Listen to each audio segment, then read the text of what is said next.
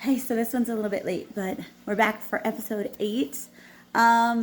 We left off in Alaska last time, and I was getting ready to move forward to our next life adventure in Fort Campbell, Kentucky, but I do have to go back a little bit. So, I don't know what it is. Whenever you think of a military family, you think of like this happy, like I don't know, a lot of the things you see with military families are like reunion videos where kids are meeting their dads at the airport and it's all cute and everything, but it's really not like that. There's a lot of challenges that come with being married to somebody in the military. And I'm sure my husband feels like the same way about like being married and being in the military. It's a juggle. And like, I loved Alaska. I loved living in Alaska. It was a little bit hard because when we lived up there, Leo was deploying, I think it was almost an every other year rotation or something like that. Because he deployed and then I moved up there and then he deployed again when I was pregnant with our middle daughter. And like there was its own set of challenges. And it was difficult. It was difficult. Like being married is already really hard, but being married to somebody in the military is really hard. And I don't want it to make it sound like this whole adventure has been rainbows and unicorns because it's definitely not like that. Like I think the fairy tale stopped forever ago. And I just live in like reality with my husband. But I think something that I totally kind of forgot about, and this is what's really weird about doing these videos, is doing the videos and highlighting like certain sections of my life at a time brings back memories of things that I had totally forgotten. So between last week and now, I actually remembered there was a time, and I think we had been together for 7 years. And you guys' first deployment was such like, it was horrible. That I think Leo had things that he wasn't dealing with. And honestly, like I felt like I was single parenting and living with a stranger. Like it wasn't, it was hard. It was hard. And it's so dumb because like you live with your partner and your husband or whoever, and your kids have their father present, but not. So I feel like at that time, and you know, Leo does have a lot of things that he's done, but I'm no like saint either. Like I've done some really stupid things. Just not as crazy, I don't think. But like it honestly felt like I was a single parent in a house. So one year we went down to Florida for vacation, and I want to say it was like Christmas or New Year's or something. And I literally like was done. I was ready to be done being married. Oh, that feels so weird to admit. I was done. Like I cried. And my sister was at this event with, it was at my in-laws' house. And literally felt like I was being ignored at home. Go on vacation and literally feels like I'm being ignored there too. So like what's the point? Like if I can take care of myself and be by myself and raise my kid by myself, what's the point? Right? So I was crying and my sister had asked me what's wrong, and I'm like, I don't want to go back to Alaska. I don't want to be in a house where I feel invisible and that I don't matter. Like it doesn't matter if I'm there or not. Ultimately I did go back, and we did. He saw a, I don't want to call it a therapist, but it's a therapist, and he got me to go to, and then we went to church, which covered up a lot of stuff. One thing I learned in Alaska, it's my belong in church. I belong in church. I really do. Yeah, but like I said, it's not all rainbows and unicorns and butterflies. So it's definitely a challenge being a military spouse, which brings us to Fort Campbell, Kentucky. We moved to Fort Campbell in April 2013, I believe. I think that's when it was, because we left Alaska April 1st, and then we went to Florida. We like flew to Florida before we went up to Kentucky because we were going on vacation, and then we bought a car and then just drove up to Kentucky. And at this time we had 2 kids. Delilah was almost 2, I think, which means Anna would have been like 4, almost 5.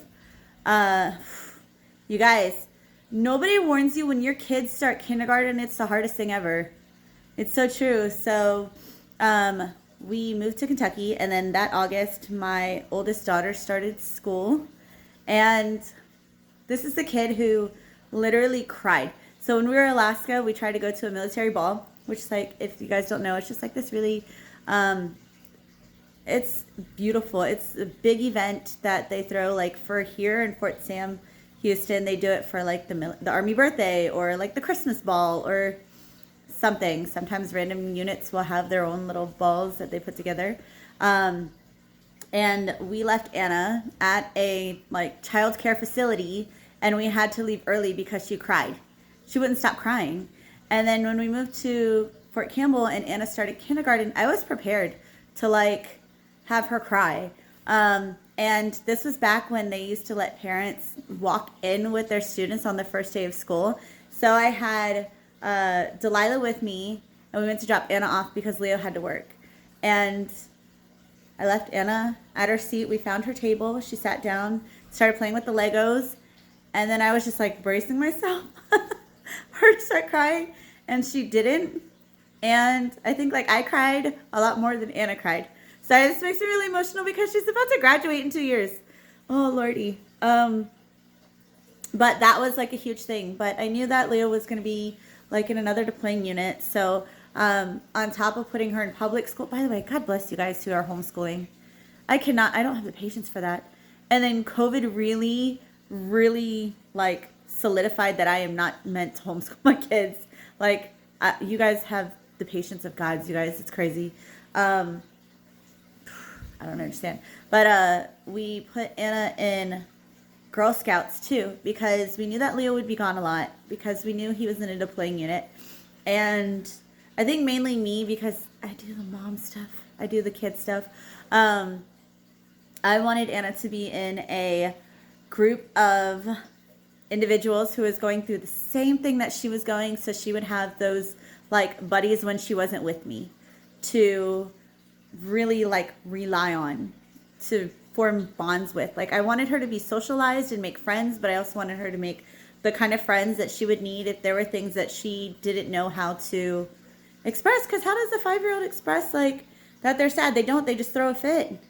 Like when you guys are parents, your kids don't have the words to explain how they feel until they're older. Like my 8-year-old just got the skills to tell me, Mom, like I feel uncomfortable because XYZ. But before she'd just cry and throw a fit and cry and they'd argue and they'd scream. And it's like, oh my gosh, you guys, use your words.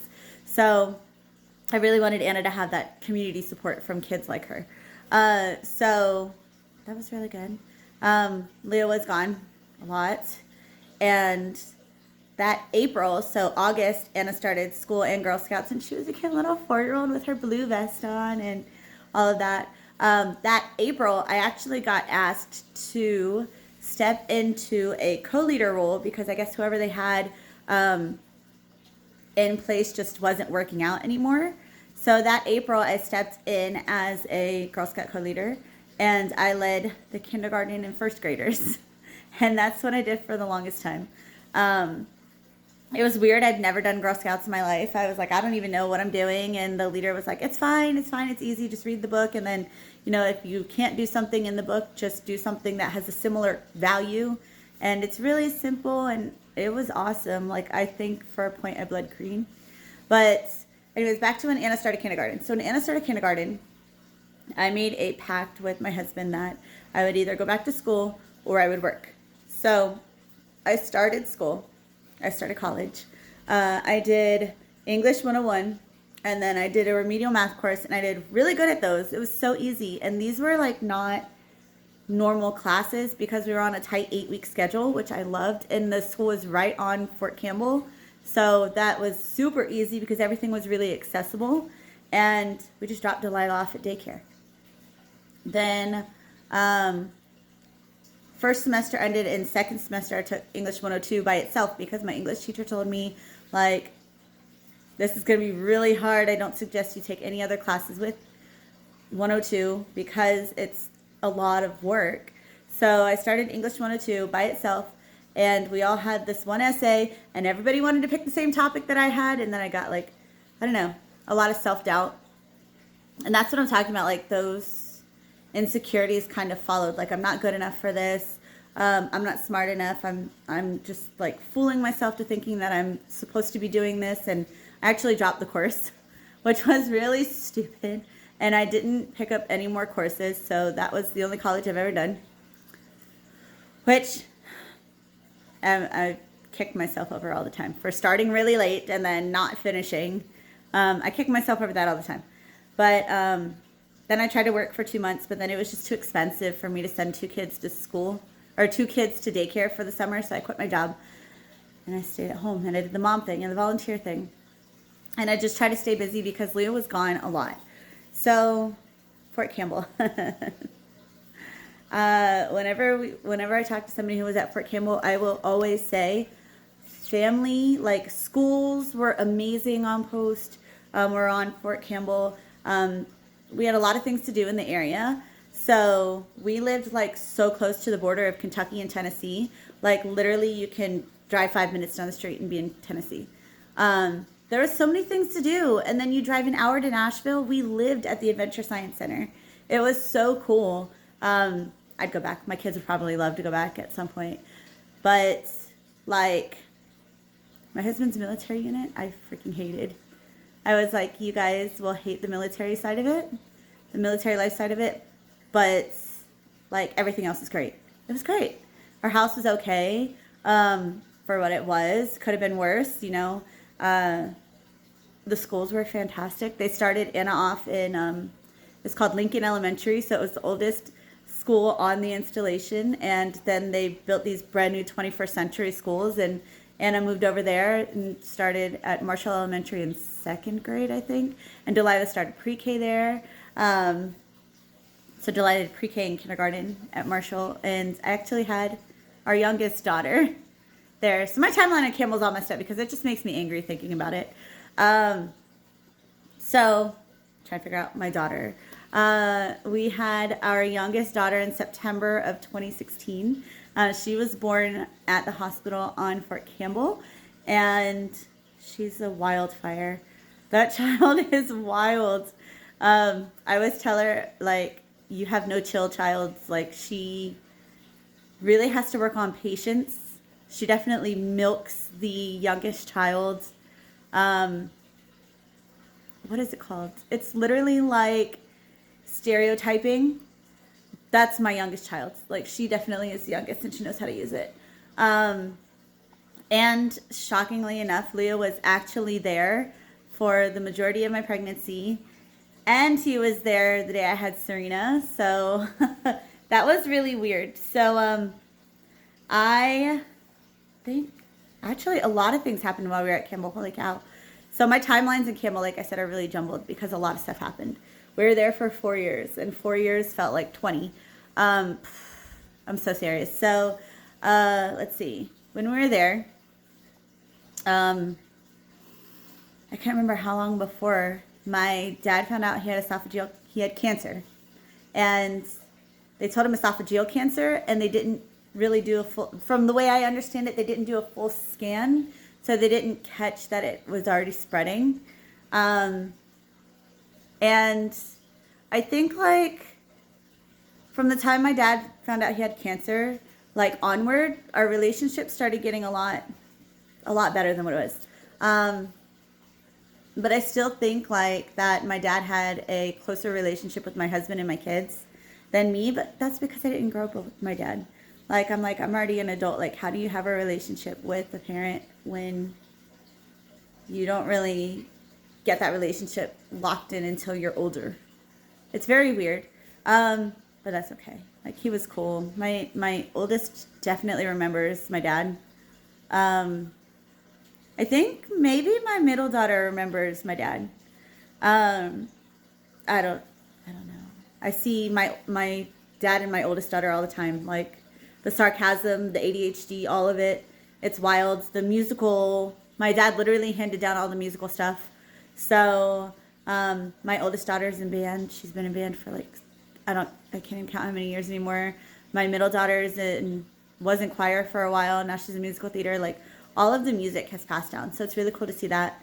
Where I think I struggled with my dad was that, like, he came and traveled to us a lot, which was really cool, like, having him there to build that connection, especially because we weren't in Florida, and a lot of times people didn't come out and see us. So, like, I think I kind of envy the close-knit relationships that people have with their parents or their families, because we don't really get that chance. And when you're the one traveling all the time, it starts to catch up and it gets exhausting. But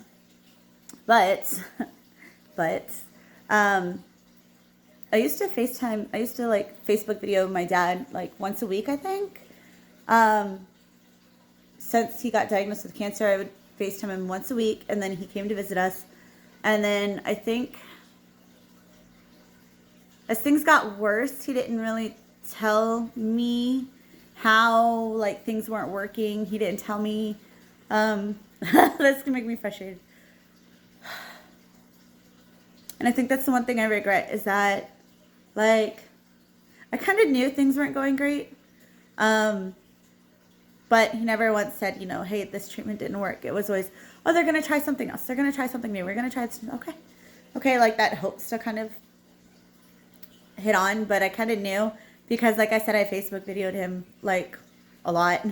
And the jaundice kicked in, and he would get sick multiple times on a video. So you kind of knew. We were actually at a marriage retreat in Louisville, Kentucky.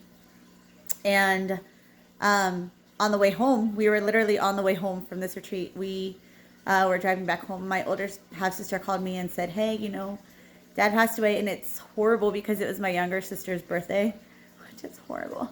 But I don't think I felt as shocked as when my mom passed away, because I was video chatting with my dad and I could see it. I honestly felt more peaceful. And it makes me feel like such a freak, because I'm like, oh my gosh, like, there's no way you should feel so peaceful about this. But I felt like peace because I'd seen my dad kind of get sick in the struggles. And the thing that really kicked me was we went home and then put in emergency requests to go travel to New Hampshire to do the memorial service and all of that.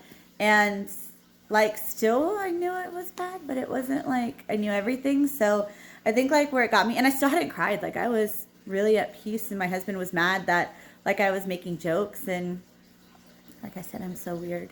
And I think I get that from my dad too, is that we just joke. I felt really at peace though.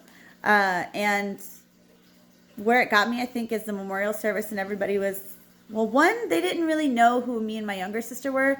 They would ask us, which one of you was the one who lived in Alaska? And I'm like, oh yeah, that was me. I lived in Alaska. I don't live there anymore. But when people were sharing their stories, they were like, yeah, you know, I remember when he said that this treatment didn't work and how hard it was to get his hopes back up to try something new. And I'm like, I wish that, like, I knew that part. I wish I knew that, like, certain treatments were working, but, like, I still was at peace, and I still am. And, like, I don't know, I have that juggle between having one parent who passed away completely unexpectedly and the one parent where you kind of see the deterioration. And I don't know, it's a very 180 thing, but I don't know. There's a lot of things that, like, sorry, I have, like, this, like, frosted glass thing I'll show you guys eventually. There's a lot of things that I wish that my kids could have right now with their grandparents, because I remember, like, I loved going fishing on my grandpa's boat, and I loved going to the beach with my grandma, and those are things that, like, my kids miss out on. And I know sometimes my middle daughter will cry about it, like, I really miss grandpa and I wish I had this. I'm like, dude, I'm sorry, I don't know what to say. And she goes, oh, I really wish that I knew your mom. I'm really sad that I didn't. I'm like, bro, same. It's like being there for my kids. That's the biggest one. That's the biggest thing I try to do now, is be there for everything, and it makes me exhausted, but that's just what happens. But back to my husband, Campbell. Oh, Campbell, you guys, my husband was gone. It got to a point where every other weekend, my husband was gone for what they called field training exercising. I call it camping in a field and doing random stuff. Um, it was really hard, like every other weekend. And it's not just Saturday, Sunday. This was like Friday, Saturday, Sunday, Monday, he was gone. So for 4 days, every other weekend, he was out in the field because he was told he had to. Um, and that was really hard because it started, I think, when we had just our two girls. And I know it was still happening when we had our third one. But, geez Louises, that and his deployment. So I had our youngest daughter the year after my dad passed away. And I feel like she was born in such a weird, like, sweet spot. So my mom was born September 21st, 1961. And then she passed away on September 19th, 2009. So, not that the years matter, but like it's 19th a day, 21st. So when I had my daughter, it was a scheduled C-section. I had gestational diabetes with Serena, so I was considered high risk. And I also got my tubes tied when I had Serena because I had 2 unhealthy pregnancies and all 3 girls, and I'm good.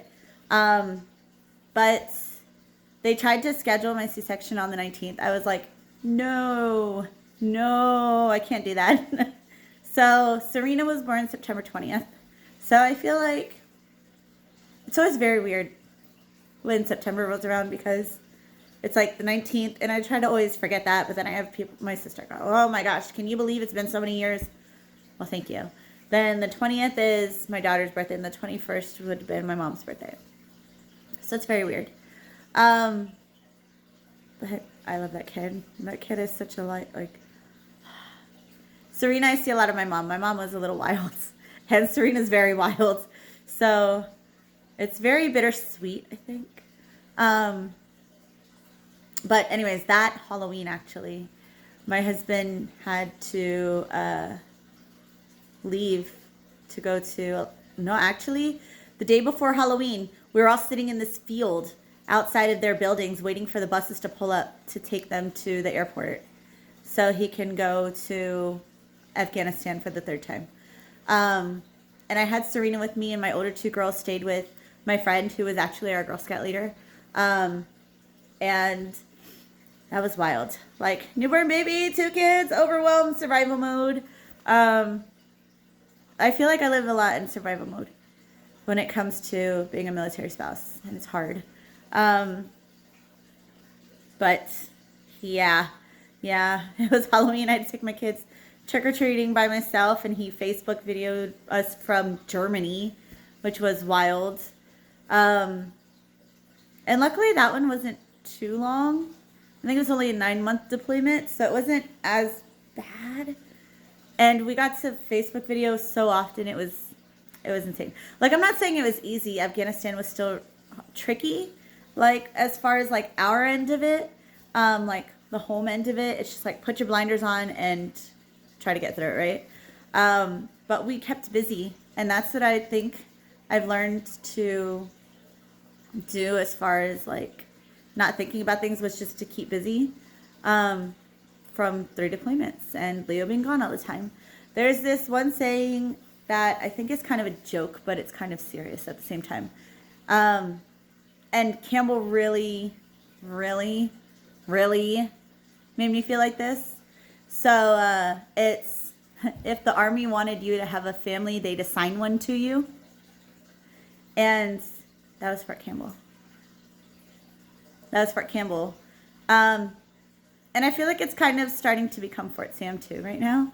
If the Army wanted you to have a family, they'd assign one to you. Because his job right now literally makes me want to poke my eyeball out. Not literally, figuratively. Just it's complicated and it's hard. But we left Fort Campbell, and I was so excited because I would never want to stay at Fort Campbell. And I think part of that is because I was super landlocked. Being from Florida and being landlocked is never a good thing. But you guys, that's all I have for now. I know I ran over a little over this time. Hopefully next week I can get back on schedule and get it on Tuesday. Just life has been insane lately, but this is chapter 8. And get ready for next week for chapter 9, episode 9, whatever we're calling this. Thanks for tuning in, guys. I'll see you next week.